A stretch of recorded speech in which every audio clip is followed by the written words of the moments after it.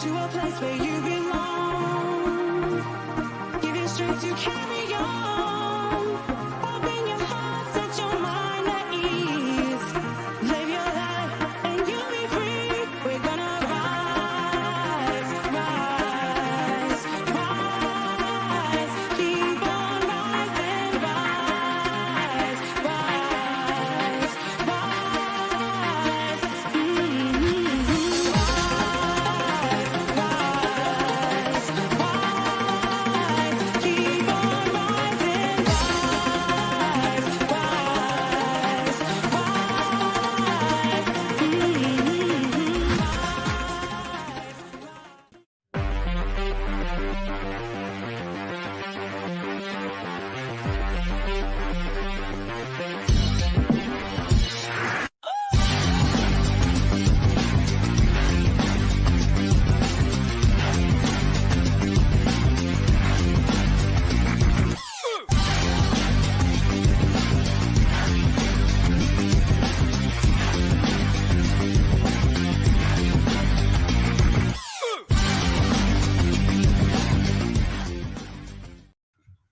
Good evening, everybody, and welcome to the Toon Review. Tonight's match review of Newcastle 1, AC Milan 2. Alex will be joining with us soon. He was unfortunately late back from work tonight, so he is otherwise engaged at the moment, but we'll get on as quick as he can. As usual, guys, if you do enjoy tonight's show, please do give it the like. We really need the likes to come in on the channel, just so we can stay in those search results on YouTube. And of course, if you're new, please do subscribe. Come and be part of this incredible community, as we are so close now to 26,000. We had something like 180 subscribers yesterday during the watch along, which was incredible. So welcome to all our new subscribers, but don't forget to hit the notification bell, which will remind you if we go live or upload any videos. You can become a member of the Toon Review by hitting the join button just beneath us. I will finish the giveaways tomorrow night, so make sure you remember before then. And we had to stop the giveaways the other night because of an electrical problem, which I never thought I'd ever say, but we did. And of course, you can donate to the Toon Review tonight by hitting the $ at the bottom of the live comments, and that will also get your comment read straight out. So then, this is going to be a very interesting show because given the one that I did this morning, I picked a couple of players out during that show who I felt weren't good enough to take us forwards. I will not be moved on those. The players will be mentioned again tonight. But we start off, Billy, immensely proud of what we've done in the Champions League. This was always going to be a very, very difficult job for the lads. But you know what? We've gone in as underdogs. We haven't been overawed. We haven't been walloped in every match. It's absolutely brilliant. So for me, I've really enjoyed the Champions League run. It's been a little bit disappointing how we finished, especially with what happened in Paris, etc. But you know what? I think we've done ourselves proud. Well, firstly, today has been a real nothing day for me. I'm so hollow, bereft. Everyone hates defeat. We can't, when no one likes defeat. Yeah. This one's hit me really, really hard. I've got to be honest. I've been really, really. I'm gutted. I am absolutely gutted. We haven't gone through because if you get knocked out and you kind of get hammered and there's no questions. But I don't think we deserve to be out of the European football. I really don't. I think we've really acquitted ourselves fantastically. Each and every one of them who's performed in the European Champions League campaign has been fantastic for us. They've rose to levels that weren't expected of them. It was the group of death. Everyone saw that. 3 quality sides. And a newly kind of returning side to European football in Newcastle together in the one group. It's never going to be an easy task for us, and yet we nearly did it. And despite injuries and everything thrown at us was against us. Nothing went our way. Refereeing decisions and things like that. But we don't go into things like that. But I'm just dying to get back into it again, so we can kind of go out with a full strength squad and a full year of experience behind us, because it's a hard one to take, I've got to be honest. It is, and I think that the fact that I think the biggest problem was, Billy, at halftime yesterday, we were in the next round of the Champions League, and then all of a sudden Dortmund scored as well, and it was, it looked so promising. I've seen a lot of people today asking the question of, why we still went for it at 1-1. Why did we push so hard to try and get a second goal, which ultimately led to Milan breaking away and getting another goal? It is an interesting talking point, that, because but Eddie stated in his post-match conference that's how we play. We play to win football matches. He doesn't even look at the draws. Now, is that a slight little downfall on Eddie, that he when we talk about game management, that maybe we should have, either way, we were still in Europe at 1-1, make sure we don't lose the game? Well, we've been in situations, certainly away from home, where we've had to dig in and protect leads. I'm not sure the Europa League offers that financial kind of prize that would require us going for. They Champions League or nothing for us. It was as simple as that. Yeah. If we'd have won the game and qualified for Europa, so be it. I think they were just going out all out Champions League. I don't know why. We'd have all been happy with Europa League, given that we started the position at the game in like, if Milan had beat us, we'd have been bottom. So yeah, I'm not so sure that was in the remit. It was all or nothing, really. Yeah. This is very interesting. Actually, somebody just asked me if I would sell Miggy in January to Saudi and free up some FFP. I'd sell Miggy to go anywhere. If I'm openly honest. Look, people know my stance on Miguel Almirón now. It's the same with Dubravka. There's a couple of those players that I feel have gone as far as they can as players at the football club, and we need quality. If we're to be in that elite level, then we need elite players. And I'm sorry, but Miguel Almirón is not one of those elite players. I've watched that 10 times today. That in the first half, and I still don't know how he didn't put his right foot on that and score. I don't know whether you saw the show earlier on today, Billy. I got a comment last night on the reaction show saying that he didn't finish with his right foot because he was standing on it. That's ridiculous. Yeah. What the hell? I mean, you look at that again. Miggy is in the perfect position just to finish that with his right foot when it comes to him. It beggars belief that some people are so blinkered that just because you don't think a player is good enough, they think that you hate him. I don't hate Miguel Almirón at all. I think, and I reiterated this morning, I think his work rate is second to none. His drive for the game is brilliant. However, and people came at me saying, yeah, but he's defensively was great. He's not there to defend. He is in the front three. He is there to assist and score goals, and he doesn't do either. So, it's yeah. Yano says, was it not you saying the same shit about Joe Linton? Joe Linton's completely different to Miggy. How long's Miggy been here now, Yano? And how long has Miggy been with us now? 6 years or 5 years younger than him, Come on, Yano. Teaching old dogs new tricks, it don't happen, does it? Yeah. For me, with Miggy, I think we're past the stage of... Remember when Ryan Fraser was kind of considered not good enough to be in that squad because all he did was running around? I think we're at that stage now with Miggy. Yeah.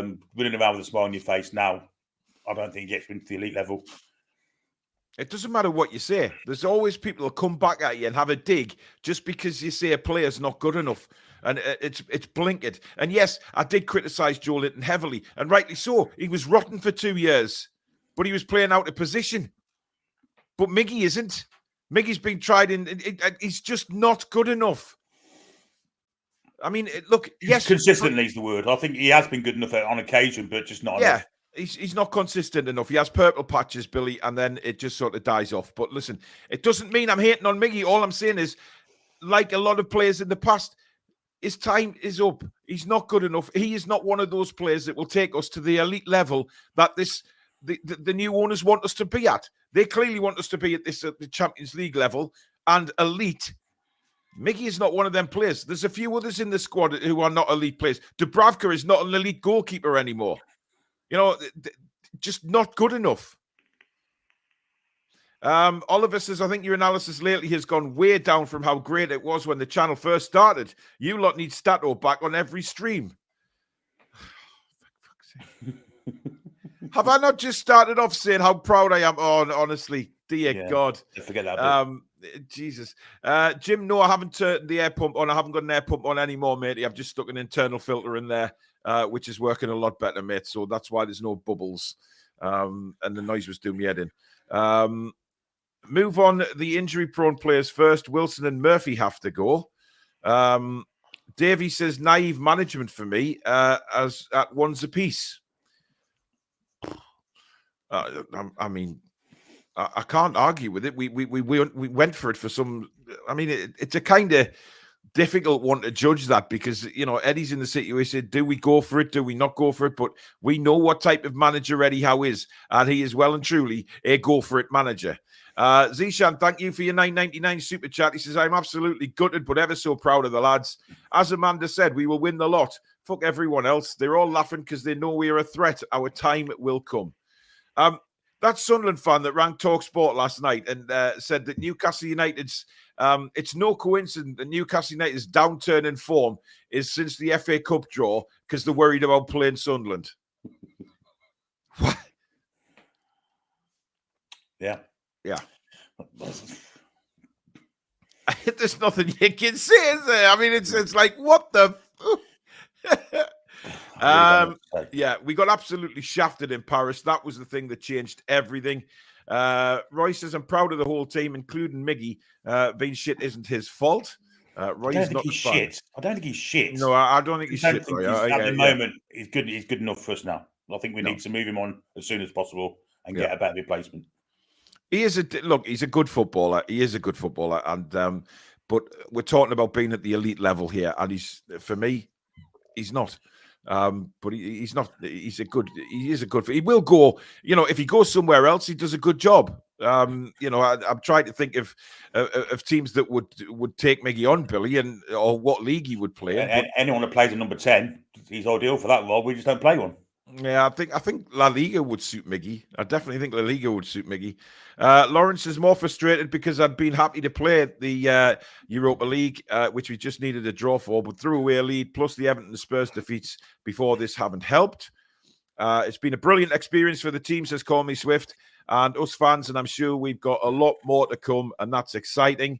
Eric says, smash the like button, people. Thank you very much. David brings up the second half. He says, how naive to play such an open game against Milan. Experience will always come out on top in that scenario. All that hard work, and we have thrown away European football.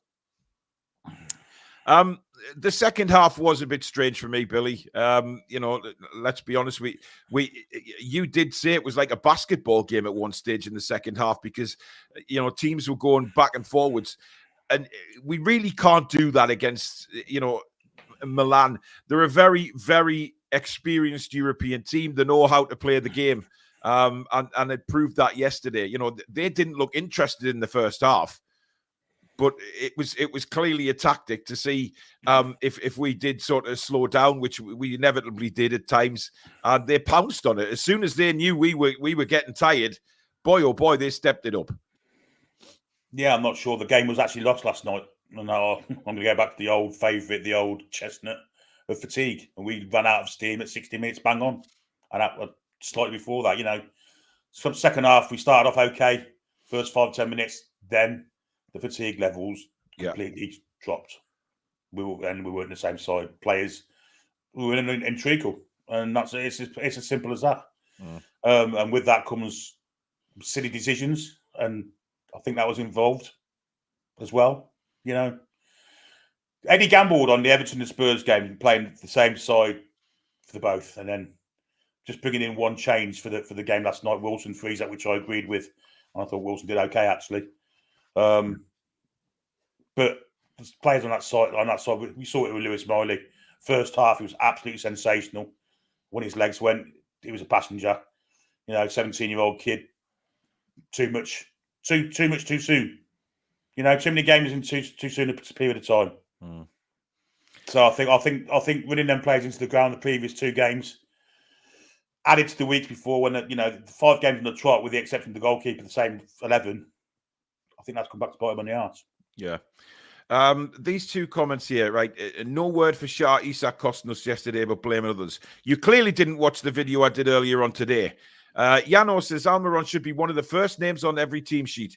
Miggy and Joe Linton are the absolute epitome of this current team. They give their all going forward and back. Be careful what you wish for.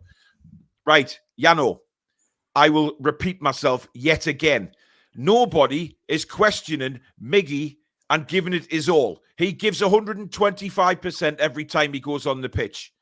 But giving it your all and having the quality are 2 very different things. Miggy has never, ever been questioned for his effort or his drive, his determination. What I question Miggy on now is his quality, which is severely lacking in the final third of the pitch. I'm not having all this, oh, well, he defends well. Fine, he does. He comes back and helps Trippier out all the time. But that's part of the setup that Eddie has. But Miggy is in the front 3. Miggy is expected to assist and score goals, and he doesn't do it on a regular basis. He is so inconsistent. He has purple patches where he'll get 4 or 5 goals and they'll disappear again. He can't cross a ball. He can't finish. He can't shoot. Come on. I mean, look, you need to open your eyes. Right? Everybody loves Miggy because he runs around smiling and he gives 110%. That is fine. But when you want to be an elite club and an elite level, you cannot go with Miggy on the team sheet every game. You don't get anywhere with just effort. You have to have quality as well as the effort. And Miggy doesn't have the quality. It is blatantly there for everybody to see. But everybody coming on saying, oh, he runs so hard, he gives everything. Yes, he does. But that giving everything is not good enough for where this football club want to be. He has to have a final product, and he doesn't. Maxi didn't have a final product. He was brilliant to watch when he was taking players on, but you get the final third, and it wasn't there on a very, very consistent basis. And as for sharing Isak, right? Isak, I stated in the video this morning, he had that one shot when he came on within 5 minutes. He didn't do bot all for the rest of the game. Nothing. And as for his tracking back for the goal, you watch it back, it was shocking. Jogging back. Terrible. Fabian Schär got caught out by pushing too far forward. But listen, Fabian Schär's been one of our best players for weeks on end. He will make the odd mistake. But God almighty, you've got to take your Miggy blinkers off and see what's in front of you. I mean, Billy, I don't know where you stand on Miggy, but look, I've never, ever questioned his desire or his effort. But again, where these new owners want to be, at that elite level, Miggy is not the answer. He missed a sitter against Everton when it was an important time to score. Tottenham, a very important time when he got the chance. And again last night. And, it's costing us these mistakes. Yeah. Firstly, I think he's at the same level as everyone else fatigue-wise. He's not got the same usual effervescence the past 2 or 3 games. Secondly, he has purple patches, not consistent enough. Even last season, he went through little troughs, didn't he? But then when he was on form, he was fantastic. I think we should have sold him in the summer.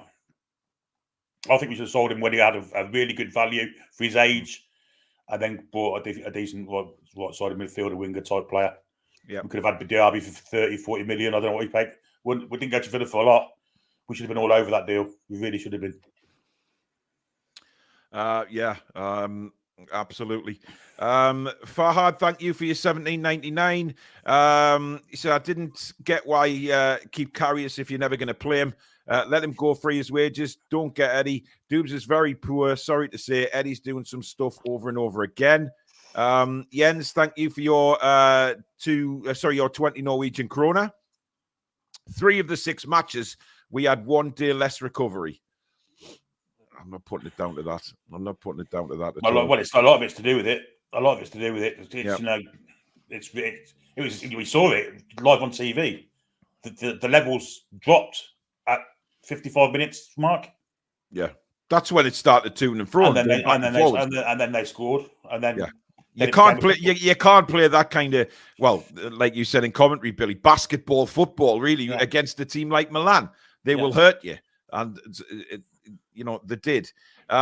If we somehow qualify for the Champions League next season, how many of that team last night would you want to start?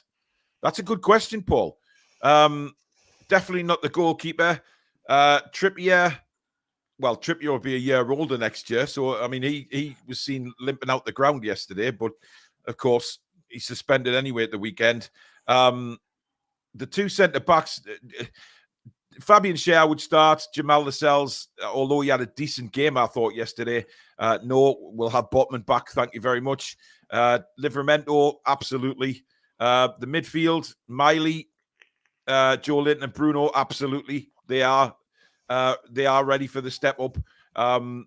Anthony Gordon, who clearly, he missed training on Tuesday.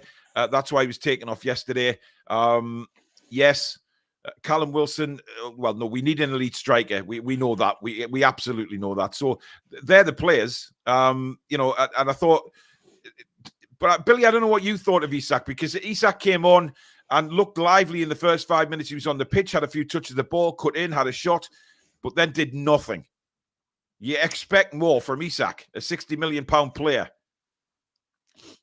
The word I used on the podcast last night was lethargic. I thought it looked very lethargic.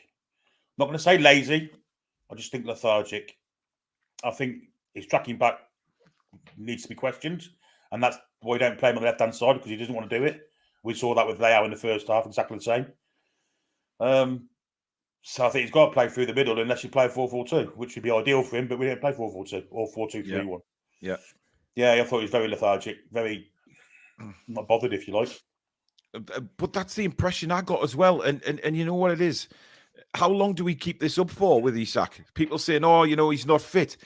He's got to be fit. He's played loads of games. You can't say he's not fit. If he wasn't fit last night, Eddie wouldn't have brought him on. Jimmy Jones, thank you for your $4.99. He says, if I can, anything to cheer you up. Imagine how good you will be in 3 or 4 transfer windows time.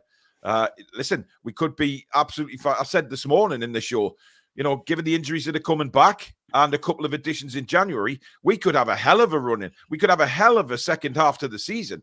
We could be looking at, if we get past Chelsea, a Carabao Cup semi-final, beating, a good run in the FA Cup, starting with Sunderland. We've got some exciting times still to come this season, and it's not all doom and gloom just because we're out of Europe, even though it hurts. So we've got a lot to concentrate on, Billy, in the coming months. Well, I think that's the plan, isn't it? Get everyone fit and then go for it, and then try and get ourselves in the top 4 again.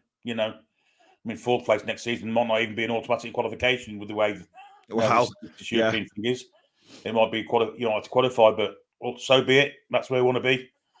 Let's get our players back. I want the medical stuff to raise the game as well, because it's a big bugbear of mine, all this kind of 2 weeks out and then 3 months later, they're still nowhere near the first team. Things have got to improve in the club. There are definite kind of chinks in the armour for me. Yeah. Paul Tully says, on Miggy, I have to say in my years coaching kids, youths and pro adults that I haven't seen a player pull out of hitting the ball with his wrong foot so badly since teaching 9-year-olds. Michael says, disappointing, yes. Proud, yes. Now we can concentrate on domestic fixtures. We are only 3 or 4 quality players away from a serious challenge to the big 3 English clubs. Agreed. I definitely think we're up there. Miggy never using his right foot is a huge problem. Barry says the Carabao Cup is still winnable and gives us a chance for European football next season if we win it and do not get any European spots in the league. Exactly. There's an awful lot to play for in the Carabao Cup now, of course, since that made that European place available. Oliver says you cannot take the drive to win away from the players in that situation. I kind of agree with that. Once the aim at the beginning of the game was to win it, and once you're in the game, you set up for that, and that's been Eddie's prerogative since he come in, Billy. Of course it has. Yeah, of course it has. So it's difficult to knock it out of them. I understand that. Yeah. Did the same against Liverpool this season as last night. Yeah, it was a carbon copy. Obviously, Liverpool had 10 men, of course, which was even more. Roy says he got battered on the Facebook group over his opinion on Miggy, but the King of Qatar doesn't give a fuck. Look, everybody will stand by their opinions. Simon says, I don't want to sell Miggy. He just needs to be a bencher. Well, yeah, but why? Why have him as a bencher? Depends what we can get for him. If someone's prepared to offer us a decent amount of money for him, then, you know, you improve your FFP by getting rid of him and getting someone in better. As simple as that for me. Barry says, Miggy 100% needs to go. He's had his hot streak and now he's back to his usual. He's not good enough. There's no excuse anyone in the chat can give me. It's not even the chance he missed. It's the passing. Yeah, his passing was dreadful last night. And his crossing. His crossing, he, 4 or 5 times he tried to cross the ball and he didn't get the ball higher than 4 foot off the ground. Just not good enough. I think the right-hand side should have been addressed in February, in the summer, Billy. I think we all knew that when, it's the likes of Diaby and that were mentioned. It is striker and right and the right winger position are vital for me in the summer, which I think we will address. I think striker's vital now. I think we need to get a striker in January. Yeah. Paul, do you not think it will be hard to find a player with Miggy's work rate but can finish? No. There's plenty of players out there. Plenty of players. And hopefully we'll look at them. Exactly. Glenn said you could say the same thing about all the front three last 4 games. At least he defends, unlike Isak. I'd get shot at both. Right now, as it stands, I think Isak is a massive waste of 60 million quid. He's not playing like a 60 million pound player. But the difference is with Isak to Miggy is we know that Isak has the quality because we've seen it and we know how good this guy is. Now, whatever the problem is with Isak, it isn't the same as Miggy. Miggy's been here so long now. We can read Miggy like a book, pigs and troughs for Miggy. However, with Isak, he is a magical magician of a footballer when he gets going. But why aren't we seeing it, Billy? That's the question. Where has that magic gone? No, people have worked him out for one. You know, he's very readable, isn't he? You know, he's always going to cut inside. He's one-footed to the nth degree. The fatigue issue again is another one. Because really, we could have done. And the injuries in the squad's also not helping. I mean, he's a better player when Jacob Murphy's breathing down his backside. That's definitely true as well. We definitely missed Jacob Murphy last night. Niall says, listen, we sold Maxi and probably had more assists than Miggy. The only thing that Miggy had was hard work rate, but that doesn't win matches as a winger. 100%, Niall. 100%. Seacrest said there would be a decision made pre-match to go all out for the Champions League or nothing, and made by others, not only Eddie. If the owners want, he pays the piper. That's a good point. And again, like we just said, I think that's been Eddie's prerogative since he's come in the door. He doesn't settle for second best or a draw. Eddie is a winner. And, yes, Eddie will make mistakes, but Eddie is a winner. Sometimes, you can question Eddie by all means. Some of his decisions can baffle us from time to time. But what I said this morning's show as well, Billy, is what's important with Eddie is that he learns from this journey, learns from what's happened with the injuries, learns from mistakes, and next time does it differently. I'm sure he will. I mean, Eddie Howe's our man, isn't he? No one's criticising Eddie Howe. We are criticising him, but no one's kind of said we want him out. Absolutely not. But I just thought his game, not just his game management, the preparation for the match itself. And that's gonna boil into Saturday's game as well, by the way, and potentially Tuesday's also. He sacrificed an awful lot for those 2 games at Everton and Spurs. An awful lot.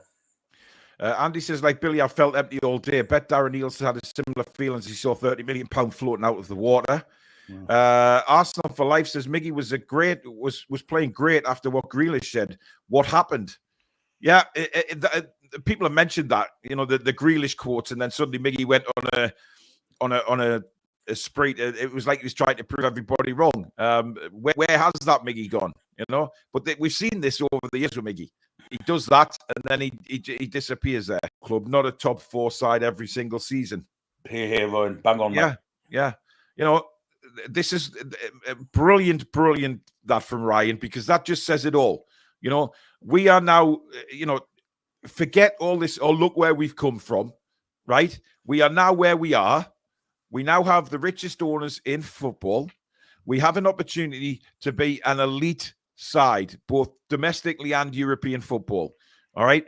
Now, you cannot stand still as a football club when you want to be elite. If you look back to the days of Alex Ferguson with Manchester United, when he got rid of some of the biggest names at that football club, fan favourites. But why did he do it? Why did he do it? Ask yourself why. It was to keep the players. He kept the side elite because he knew when those players were coming to the end that they weren't going to be elite anymore. He moved them on. And it worked to a T because he knew what he was doing.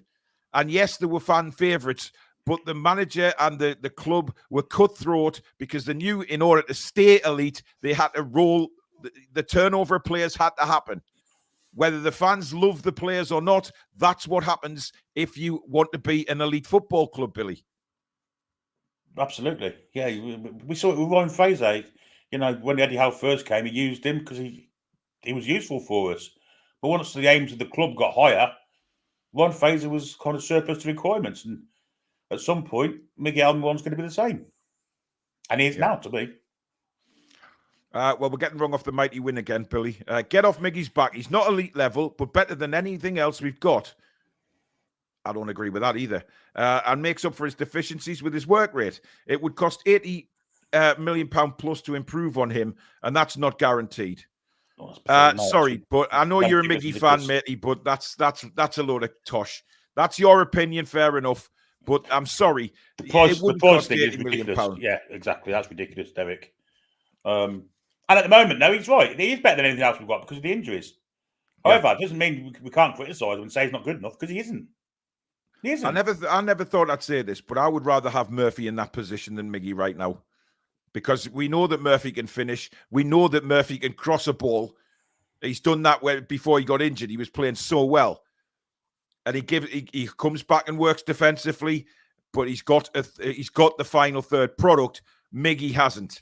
And, makes up for his deficiencies with his work rate, Derek. His work rate doesn't win football matches. He's got no quality to back the work rate up. We're not questioning his work rate. But, it's time people took the blinkers off. Well, very sporadically, he's had the cover. He had it last season for Purple Patch. He's not had it this season, really. Just, the odd good game, 2 or 3 good games. Yeah. He ain't been fantastic this season. But having said that, the fatigue is definitely part of it. But Miggy's just so one-footed. He doesn't even try. In most games, he doesn't even try to get across him on the right foot. Yeah. Interesting. Cynical Jim says, if Miggy isn't good enough, then neither is Isak. He's done feck all for over a month. I agree. Isak's been injured, though. He's coming back from injury. And now I think he's over-fatigued. But there is definitely an issue with Isak. There's definitely an issue there. I'm going to say it's down to fitness because we've seen what he can do.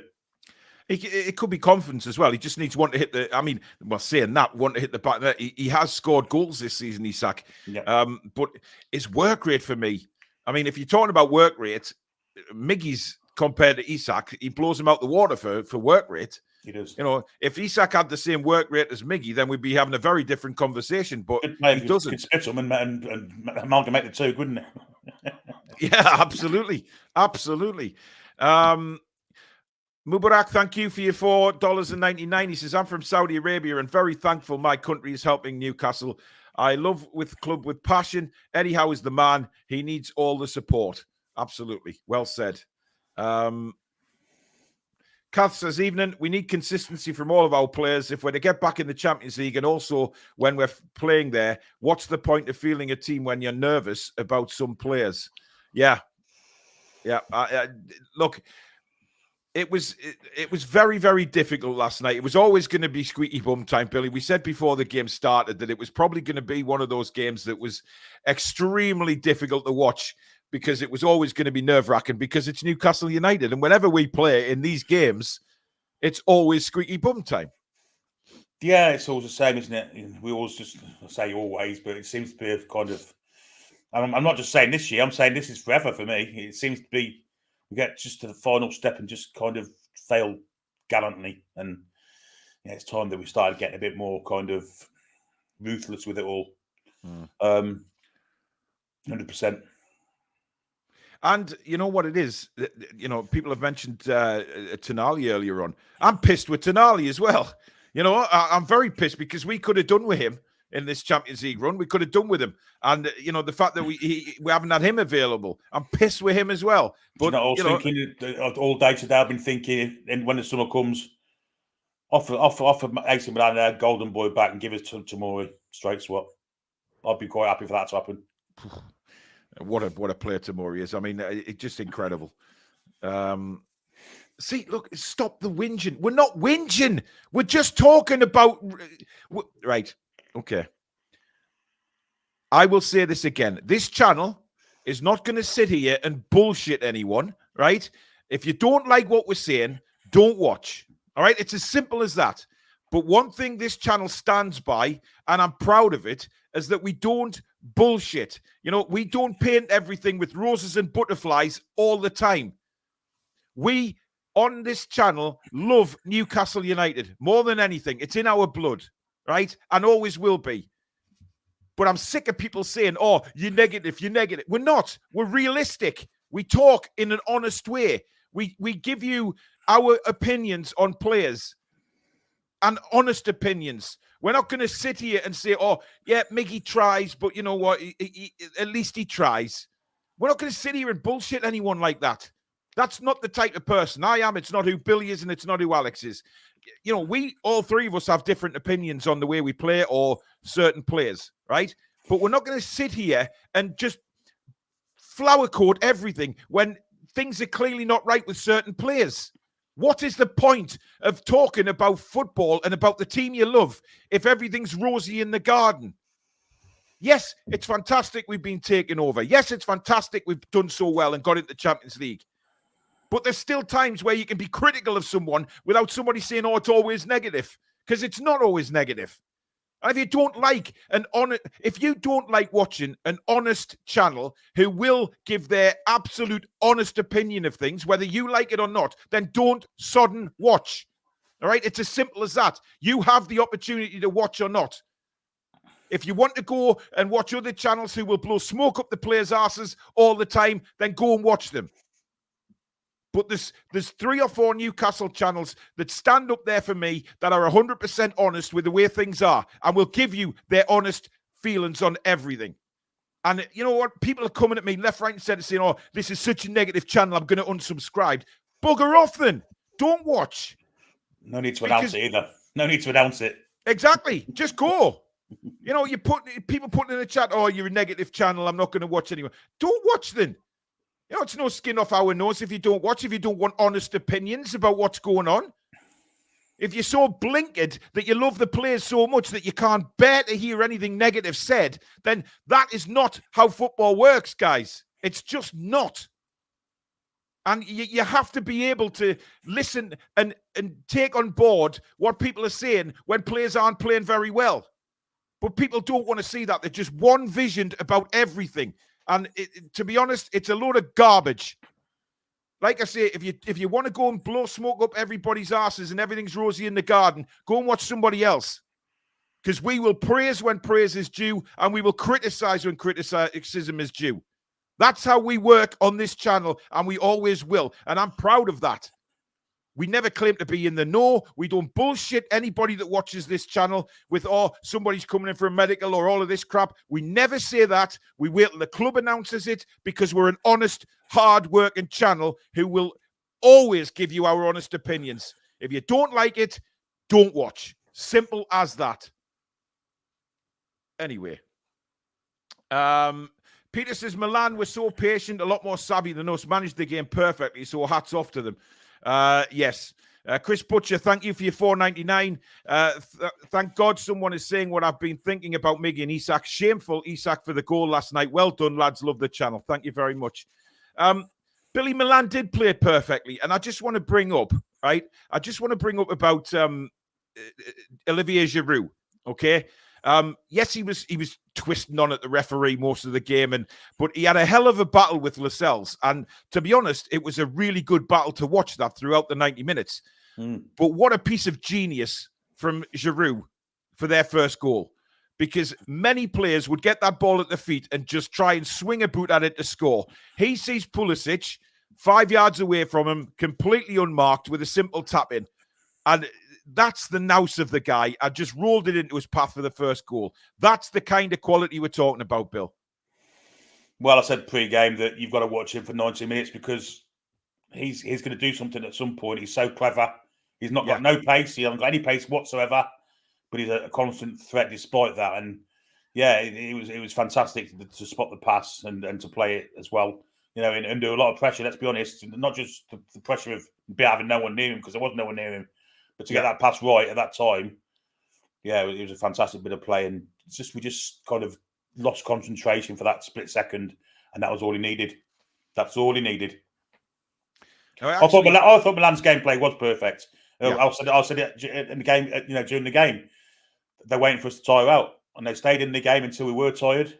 Yeah, and then they took advantage of it.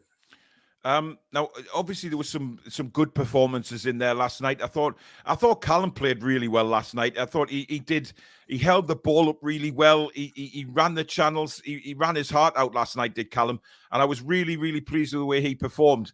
You look at Jamal Lascelles' passing was unbelievable last night. He seemed to have just taken on a new mantle with his passing. I think at one stage his passing was 97% of passes attempted hit the target.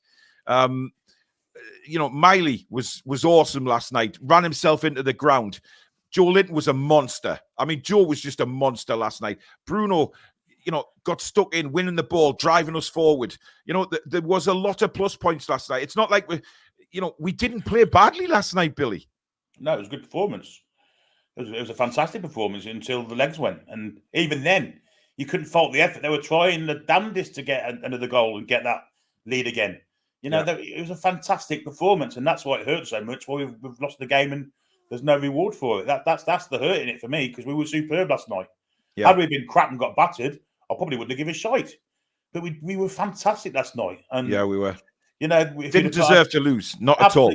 Absolutely not. I don't think Milan were lucky, but at the same time, I don't think we deserved to lose. I think we just probably deserved to win, actually. But once it became open, we were in the shit. They've got too much pace for us up front. They could have scored 4 in the end. They've hit the post twice. They've had so many kind of 3-on-2s, 4-on-3s, 4-on-2s. It was ridiculous at the end, just trying to get that extra goal.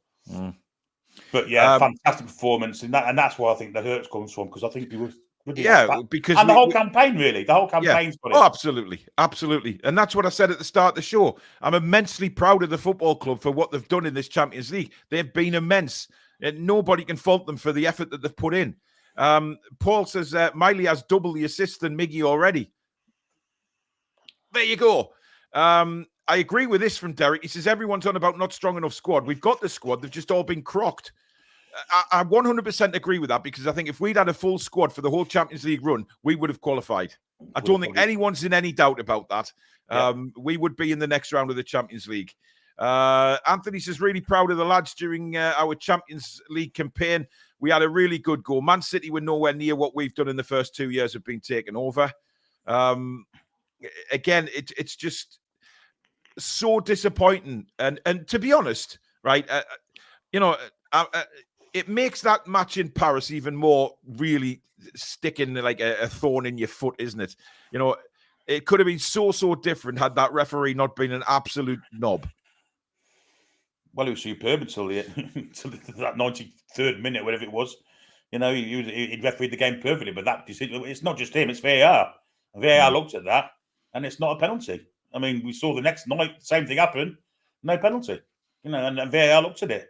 Yeah. So, yeah, we can moan about it, but I don't think it's in our kind of blood to do that. I think we just get on with it. It's gone. It's gone. Andy, thank you for your 50 Swedish krona. According to Howe, Isak is still not fully fit after his recent injury. Then he shouldn't be on the pitch. I mean, I know we're down to the bare bones, but if he's not at full 100%, what's the point? Well, if it's not fully fit now, Christ, what was he like when he played against in Paris? Yeah. You know, yeah. It's and that kind of enhances my argument that at 80, 70, 60 minutes, we should have pulled him off and put someone that could run around a bit. It really does. Yep, absolutely. MF the Villain says, I feel your frustration, Paul. A lot of people can't differentiate between work rate and quality. It's like banging your head off a wall stuff. Fuggy Crack says, Trippier stated on camera that Miggy would be his first pick on the team sheet. Trippier isn't the manager. Susan says, I thought Isak was poor yesterday. The thing is, Billy, if you look at the right-hand side, we talked about this during the game as well. We are kind of getting found out now what we do down that right-hand side. You know, it normally is a triangle of Bruno, Miggy, and Trippier knocking it around between themselves. And the last few games, it has all come to nothing because teams are working exactly what the plan is. Try and play these little 1-2s and then clip the ball over. It's not working anymore. You know, last night was frustrating because they tried it so many times and then the ball just went out of play. When you've got somebody like Callum Wilson in the box, Billy, who is an out-and-out striker and thrives on crosses, why do we not cross the ball? That needs addressing. Why do we not cross? I know that people say, well, that's the instructions from Eddie. Okay, that's fine. But why? Why, when we've got an out-and-out striker in the box, do we not utilize him by putting the ball in there? Well, even if they don't do it every time, they do it now and again. You've got to keep the defence alive, really. You've got to keep them up for the game, you know. I felt the right-hand side last night was too congested. I think there was too many people, too many cooks spoiling the broth at times. Yeah. Miley was trying to get out there and help, and there was 4 or 5 occasions where they got in each other's way and we lost the ball. Miggy wants to cut inside, so he cuts into where Miley's standing, and there's lots of stuff that didn't look right last night. I mean, it's easy to find out, but again, the work rate of Miggy's great, but he's got to have some kind of end product, and he hasn't done this season. Let's be honest. Yeah. Derek says, so what, in your opinion, Paul, is right wing our number one priority, bearing in mind FFP? The 2 positions I would love to see filled in January is a striker and right wing. And if you look at midfield, we've got an abundance of midfielders who can do a job till the summer. But we've been hit by injuries. But centre back for me isn't a necessity. Goalkeeper now is one as well. But we can get a goalkeeper in De Gea for nothing. So 2 positions. We definitely need an out-and-out quality striker, and that right-hand side needs addressing. My opinion. Michael said, been saying it for months, Isak is not a centre forward. What is he then? He's also not a left-handed side midfield player or winger. He's not either. Yeah. He just gives that impression that he's just he's not up for the fight, and I don't know why. He seemed to have so much emotion when he scored a couple of goals earlier on in the season, and it just seems to have just dried up. I don't know what's going on. I mean, obviously, if he isn't 100% fit, fair enough. Right. You can see he's not right. But for that, then, he should be kind of, not leaving on the pitch for 90 minutes like he did in Paris.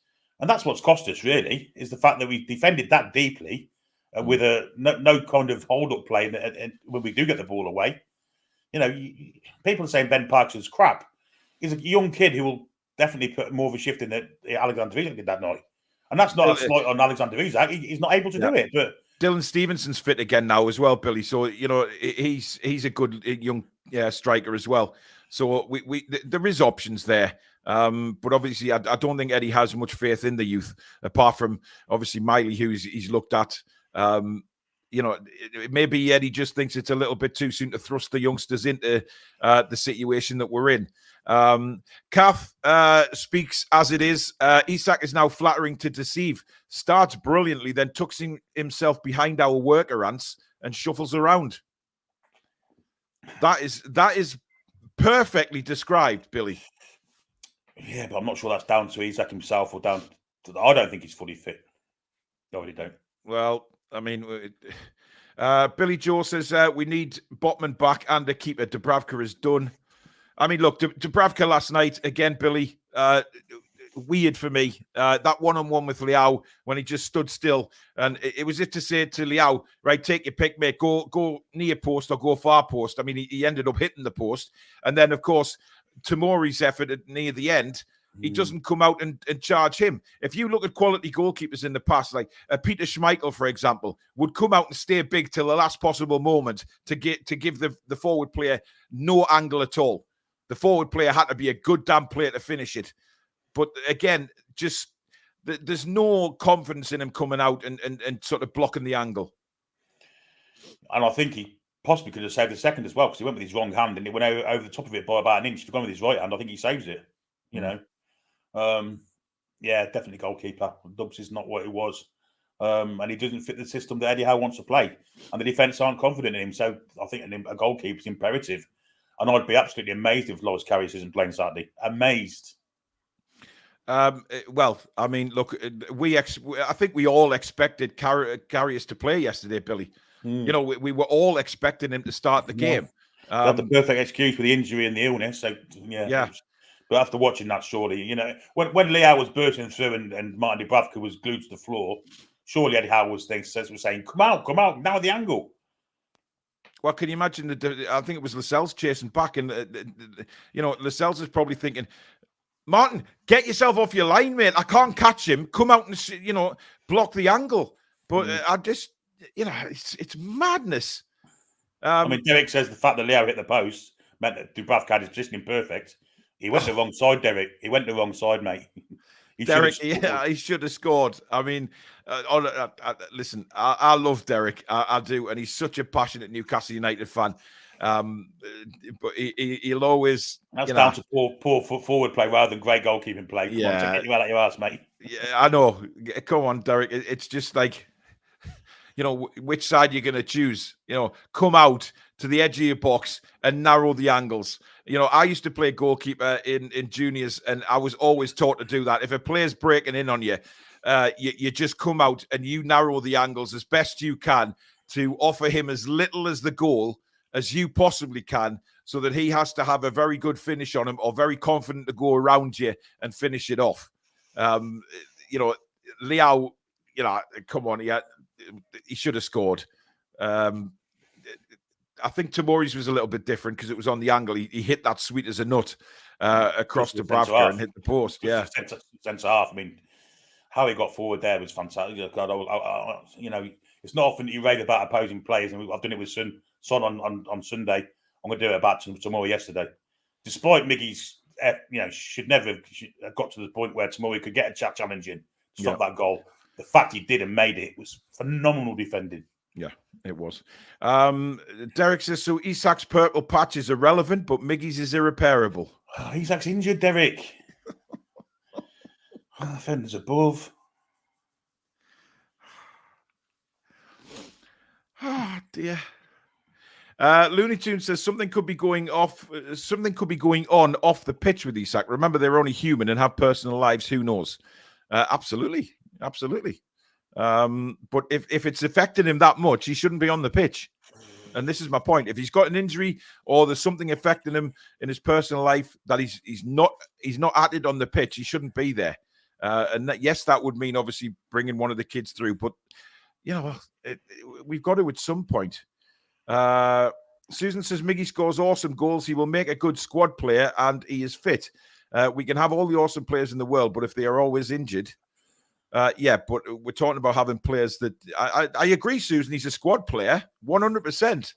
But, you know, his time's been and gone. Unless you get a good wedge for him. If you can get a good wedge for him, I'd sell him. If you can get 20 million quid for him, sell him. Barry says, I love Isak, but I have to agree he's been a passenger in a few games recently. Hopefully he will become himself again, scoring for fun. Hang on, Paul. I want Eddie to stay and improve, but he's actually won out yet. Well, no, he hasn't. Look, I talked about this earlier on in the show this morning that I think it's for Eddie. You know, Eddie has and always will put pressure on himself to succeed. You know, you can talk about the new owners will pull the trigger and all of this if he's not successful.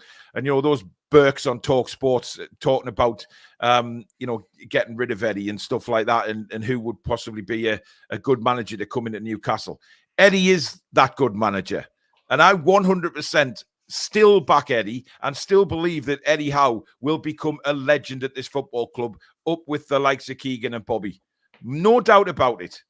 Absolutely not. But he will make mistakes along that way to being that legend. And it's how he responds to those mistakes and, make sure that they don't happen again, Billy.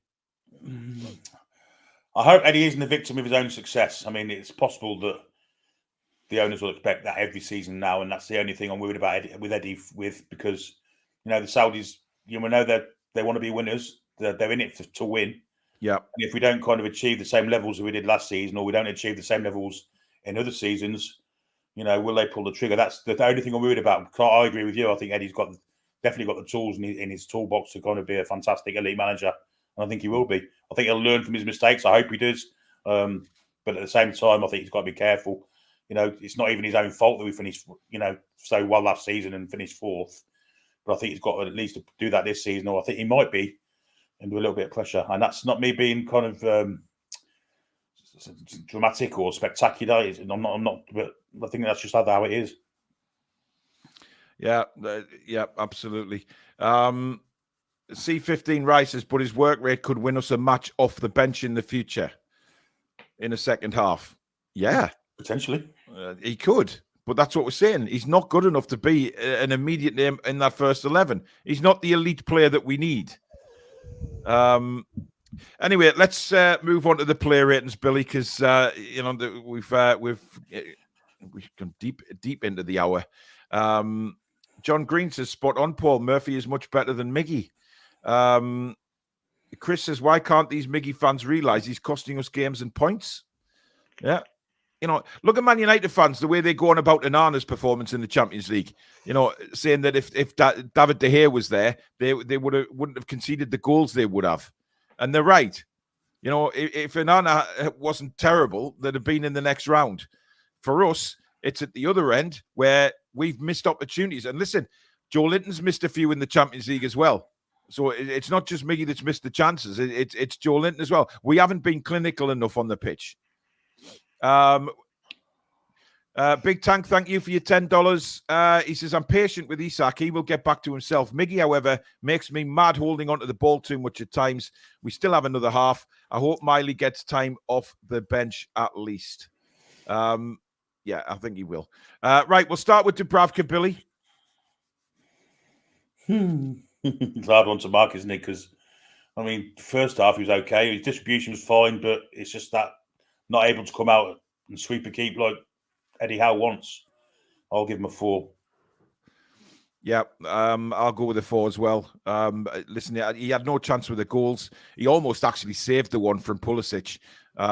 He did make a brave attempt to get it, but again, there's no confidence in that back four. I don't care what anybody says. When Martin Dubravka plays, there is no confidence. And says Miggy blinkers. Okay, remove the Bruno blinkers as well. Let's get started on Bruno's pass completion. Can we? He'd rather fall over than try to go past a man. Can barely run with the ball. That is the worst comment I have seen in the chat tonight. Are you for real? Wow. Did you even watch Bruno last night? How many times he won the ball and broke us? He led the attack, brought us forward. Comparing Miggy to Bruno, are you really being insane with that comment? Wow. His stats were really good, actually, and Stato did stay on Patreon podcast. Yeah. Stato thought he was our best player, or one of our best players. Yeah. Kieran Trippier, Billy. Well, until the wheels came off, I thought it was very good. But second half, 6 for me. Yeah, I'm going with a 6 as well. You know what it is? I don't think his corners were brilliant or his free kicks. It's getting a little bit frustrating because we know sometimes people can do it. Trippier we've seen in a couple of games is when his crosses are right on. He whips that ball into the 6-yard spot and causes havoc. But for me, Billy, I don't know what it is. Corners and free kicks, set pieces. We offer nothing, do we? Yeah, the fans get excited when it goes for a corner, but why? When was the last time we scored from a corner? Again, Tamori defended most of those corners fantastically. Yeah, he did. Yeah. They were in decent areas. Trippier was great until the legs came off, and he didn't get much help from in front of him either. When Leo was rampaging down the line with Florenzi and other people, people talking about Miggy's work, right? He didn't really do much defensive work. Yeah, very, very true. What about the left-hand side, Livramento, Billy? Again, another one that's let the legs went at the 55, 60-minute mark. But before that, he was brilliant. I think he was slightly better than Trippier. I'll give him 7. Yeah, I don't think he did. I don't think he did too badly, Livramento, yesterday. I thought he was, he did tire. There's no doubt about it. He did tire. But I don't think he was. He certainly wasn't beaten as many times as he was at Spurs. He looked absolutely off the pace at Spurs. And I did think he was one of the more positive players last night. Again, bombing forward, his defending was okay. So yeah, I think 7's fair. I really do. Jamal Lascelles, Bill. Well, again, a masterclass of passing in that first. I mean, 96% passing, 6 out of 6 long balls. That's just remembering what stats I went through on the podcast last night, because obviously I don't do that kind of stuff. But I mean, to the eye, he was fantastic. But defensively, I thought he was a little bit naive. Maybe that was down to tired in the second half. I'll give him a 7. I'm going with a 6. I think his passing was great, but there was a couple. I think both centre backs, to be honest, I think got too much oxygen into the head in the second half. The way even Lascelles was bringing the ball out and losing it in critical positions. So I'm giving him a 6. Fabian Schär, I'm going with a 6 as well. Again, workhorse performance, blocked a few shots, but again, went on that marauding run, which lost the ball for the goal. So a difficult night, but I think again, defensively wise, very strong, but could have been better. I think is the report for those two last night, Billy.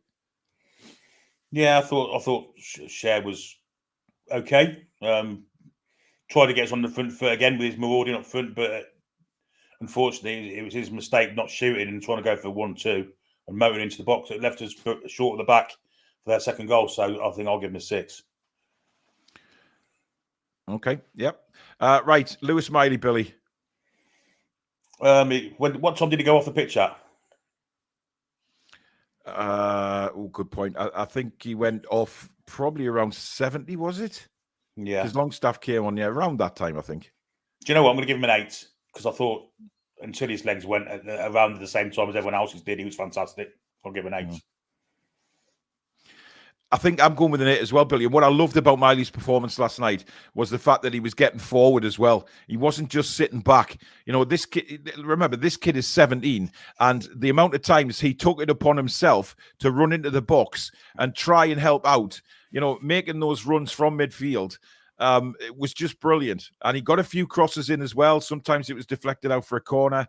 It was one of those things, wasn't it? I just love the way he plays the game. He's so mature for his years. He doesn't panic on the ball, and definitely stood up and was counted last night. So yeah, I agree. Bruno. Another one that's legs kind of went, but he couldn't fault his effort, but his ball work last night was superb. I'm going to give him an 8 as well.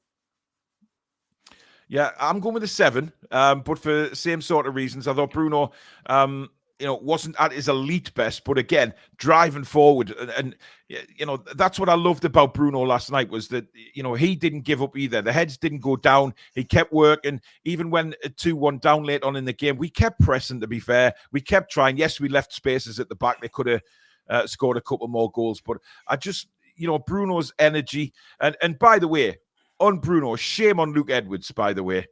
I don't know whether you saw that report he put out before the game last night about Newcastle will struggle to hang on to Bruno. We're going into one of the biggest games of the season, and the so-called Newcastle reporter puts that bullshit out before a match. Shame on you, Edwards. Pathetic. I mean, the timing of it was awful, but I think he's right what he says. Yeah, well, look, we will. If somebody comes in, it's going to be very, very difficult. That's why we want to be an elite side, so that we don't have to worry about losing the likes of Bruno. Joe Linton, I'm going with a 9. I thought he was brilliant last night. Our real driving force in that team last night was definitely Joe Linton, bombing forward, scored an absolute cracker. I mean, that goal, the way he just sort of took it on his right, outside of his right foot, lifted it up and volleyed it. Couldn't have caught it any sweeter. A brilliant, brilliant goal. And, his drive last night, Billy, was one of the reasons that we really were staying in the game, because he was forward, he was helping out in the back, he was physical. That's just what we want from Joe Linton. Man of the match performance for me. And that goal was, we always talk about how Joe Linton's got all of, the monster kind of stuff, the destroyer stuff, but that little flick up and volley was Brazilian to the nth degree. It was a fantastic goal, and he's had a fantastic game. So 9 out of 10. And had we been on the winning side, it would have been a 10. Yep. Tangy says, Paul, you do seem to have an agenda against Miggy, though. Let's be honest. Criticism is fair, but with Miggy, you take it to another level compared to other players. Well, he did miss a goal. He did miss a fucking goal for an inch out, Tangy. Christ. What is wrong with saying that I don't think he's good enough? Why does that make sure I've got an agenda with him? I don't think he's good enough. That doesn't mean I have an agenda against Miggy. I'll say it again. I can't fault his work rate or anything like that. But I don't rate him. I don't think he's good enough. That's not having an agenda. That's just saying what I see week in, week out at the minute. Is Miggy missing simple chances, can't cross a ball, can't kick with his right foot. He's costing us goals when he's in that position. It's not an agenda. It's just stating fact. Honestly. Anyway, who are we on to now? The front three, Anthony Gordon, Billy. I think it was clear that he had a little niggle, no doubt about that, because I think with his pace, he could have motored past Calabria at will if he'd wanted to, but he didn't. But I thought he had a fair game. 6. Yeah, I'm going for a 6 as well. Clearly injured. I mean, obviously missed the training the day before, and there's reasons for that. But it's unfortunate. Sean says if he had scored that tap in, nothing would be mentioned. Scapegoating what? Oh, get lost, Sean. I can't be asked with it. It was a tap in. It was an inch away from goal, Sean. That's why we are mentioning it. That's the whole point of it all. Just fucking ridiculous, man. Honestly, just take the blinkers off. Right? It's not an agenda. It's not anything like that. It's just saying he's not good enough. He's costing us goals, missing from 1 yard out because he won't try with his right foot. It wasn't even a yard out. It wasn't even a yard out. It wasn't. Honestly. Alice says, Paul, you were the best. Do not get upset. I've watched a lot of people, but boring. So that's why I don't watch them anymore. Right, we'll go across to Miggy, Billy. God forbid. Be careful what you do here, because you'll have to come with knives at you. Frustrating performance, Too many cooks did spoil a broth inside. It's usually better when it's just him, just the three of them. But there was 4 last night in each of the space, and it was frustrating for him. He should have scored. There's no doubt about that. But there was no final product from last night. The work rate's always there, but I'll give him a 5. I'm going with a 4. I'm not explaining why, because Christ Almighty, the knives in my back are incredible. Just because you have an honest opinion about a football player, holy cow! Right, Callum Wilson, Billy. Well, he offered us a stack more than what Alexander Isak had the past few weeks. Stood up to be counted. Couple of long range shots, which really isn't his game, but I thought he thought he needed to get some kind of shot on target, and he did. He did a couple of long range shots that were never going to go in. But I thought he was very strong. Brought plays into the game as well. I'll give him a 7. Yeah, I'm going with a 7 as well. Absolutely, 100%. Berkeley Boss says, some of y'all in the chat would rather keep players you all like instead of winning trophies. We call that committed to mediocrity in Texas. Yeah, that's exactly how it is. Just because he's a fan favorite, you're not allowed to criticize him, or because you have an agenda against him or anything like that. It's a ridiculous. It's there in front of you, week in, week out at the minute. But Stephen says, I for one appreciate the honesty. Some people need to give themselves a shake. Best channel on YouTube. Thank you very much. Thank you very much. Right, Sean Longstaff substitutes now. Billy, Sean. Don't remember him doing much, to be honest. I'll give him a 6. Yeah, 6 for me. Middle of the road. He got stuck in. To be fair, he did make some good tackles, but Sean just needs to get his match fitness up. Isak, Billy. Yeah, just lethargic, lazy. It is down to injury, of course. It is. It's down to not being probably fatigued as well as having a little knock. So, he's tough one to mark, but I'm going to give him a 4. Yeah, 4 for me as well. Just he needs to pull his finger out. Look, if he's injured, don't play him. I think if he is injured, Billy, and he's playing him the amount of minutes that he is, I think it's unfair on Isak because we are questioning him now. And if he's injured, then come out and tell us he's injured. And if he's carrying a knock and he's not good, he shouldn't be on the pitch. Especially, learn from the problems we've had with the injuries. I'd rather a kid went on there than risk Isak being out for 3 or 4 months. If he needs to time off to get over this injury, if he's still feeling the effects of it, then leave him out. Don't play him. And I thought that would be one of the big things, Billy, in this, what's been learned throughout this injury crisis, is don't risk players to go, out long-term if they're carrying knocks. Well, it should have been. It certainly should have been. And, it was a chance to play a kid for a game. Maybe 2 games, but Eddie House obviously sees things different. But I don't know. I think he sacrificed last night's game for the other 2. That we've come away with nothing in all of them because he's kind of sacrificed everything for them 2 games, and instead of going for all 3, we could have probably gone for 2 and won 2 of them. We've got none. I think that's the case anyway. Dan Burn, of course, came on as well. I'm trying to think of who else came on. Or did he only make the 3?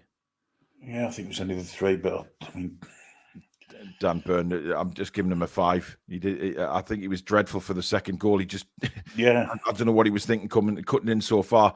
But there was a whole host of errors before that even got to that stage.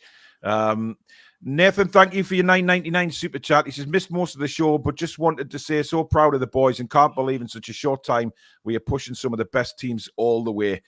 Never know, could be a blessing and win a cup. Yeah, it could be. And that's why I keep saying, I mean, am I being negative when I say it's going to be a hell of we've got a brilliant opportunity in the second part of the season? We should really be excited about the second part of the season. But of course, everyone just picks up on negativity rather than take it as criticism.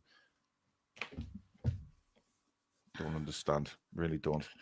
Dan Burn, for me, yeah, I'm going to give him a 4. I thought the defensive play for the second goal, where he was defending the middle of the box and didn't go out to Chuck Wasey, was shocking. Awful, really. Yeah. But that's not his fault. He's not played for weeks. No, he hasn't. I mean, he was and shouldn't have been on the pitch. Let's be perfectly honest. I don't think he should have come and I blame the manager for that. Yeah, well, we're coming on to him now, Billy. Eddie Howe. Yeah, I mean, he got them players up to play for him for an hour, for us for an hour, and that's got to be commended.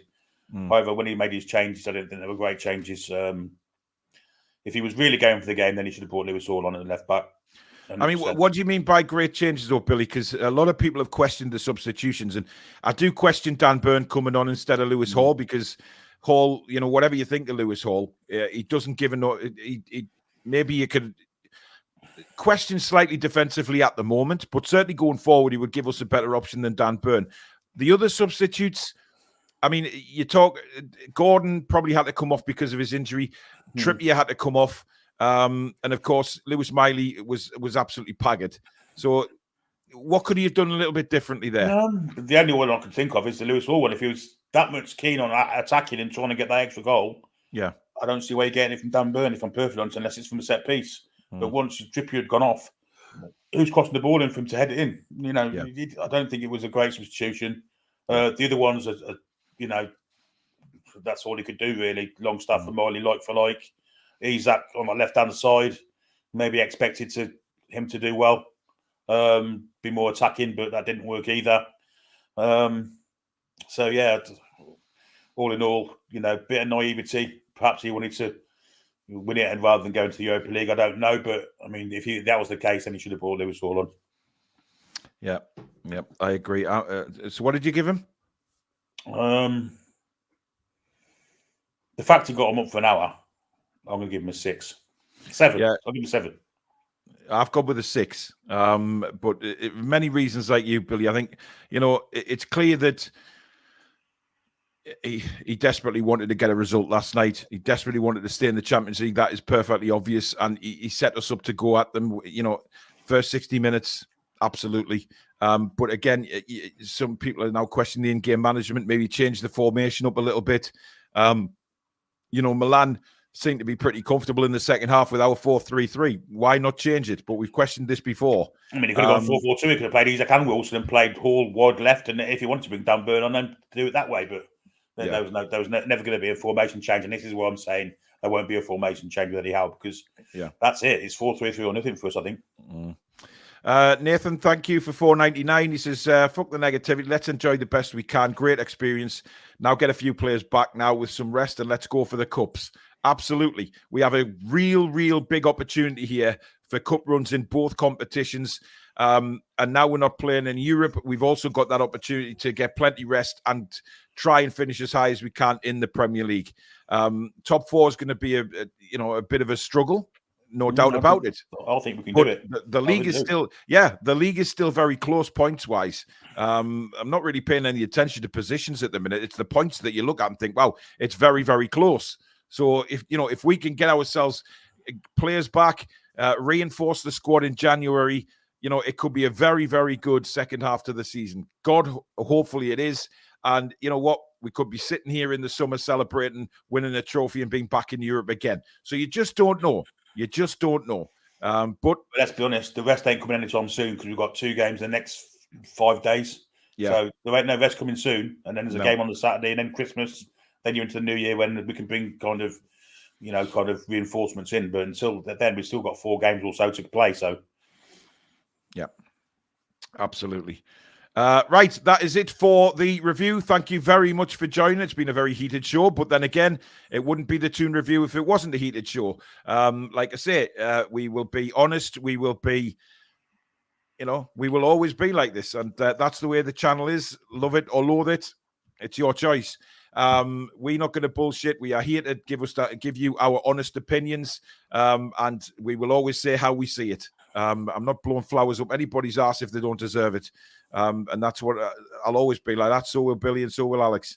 Alex will probably have had a very different take on things, but that's exactly what Alex is on the channel for. And unfortunately, couldn't make it tonight. But thank you so much, guys, for tuning in. Thank you for your super chats and new memberships. Mods, you've been awesome. Billy, thank you very much. We will be back tomorrow. I'll be back at 11 o'clock with the new show. And then we'll be back at 7 o'clock tomorrow night with the Fulham preview. And we'll get a few of you on at the end like we did last week. Get a few fans on to let us know what they thought of the Champions League run and the upcoming game against Fulham. So that is a great show tomorrow night. Will be at 7 o'clock start for that one.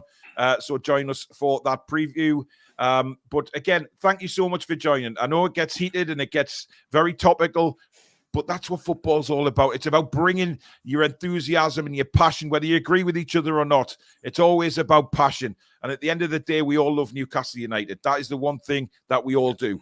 And, that's what we're here for. It's a passionate discussion show, and we will never change that. So thank you so much for joining us. And I will see some of you at 11 o'clock tomorrow morning. But if you can't watch it live, please watch the rerun. And of course, we'll see you at 7 o'clock tomorrow night for the preview. In the meantime, enjoy the rest of your night, folks. We'll catch you soon. Good night. How are the lads and lasses? Come back and check out some green.